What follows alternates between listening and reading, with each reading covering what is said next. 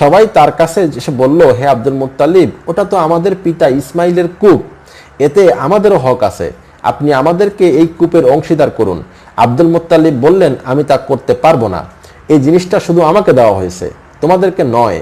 তারা বলল, আমাদের সাথে ন্যায়সঙ্গতভাবে ফয়সালা করুন, তা না হলে আমরা চূড়ান্ত বোঝাপড়া না করে আপনাকে ছাড়ব না। আব্দুল মুত্তালিব বললেন, বেশ, তাহলে তোমাদের ও আমার মধ্যে এই বিরোধ মীমাংসার জন্য যাকে খুশি তাকে সালিশ মানো, আমি তার ফয়সালা মেনে নিতে প্রস্তুত।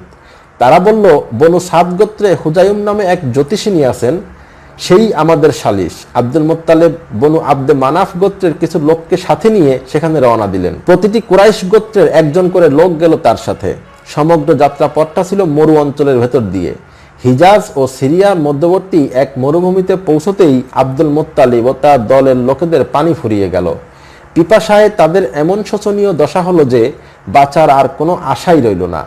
সহগামী কুরাইশ গোত্রসমূহ কাছে তার খাবার পানি চাইলে তারা দিতে রাজি হলো না। তারা বলল, আমরাও মরুভূমিতে আছি, আশঙ্কা হয় আমাদেরও অবস্থাও তোমাদের মতো হতে পারে।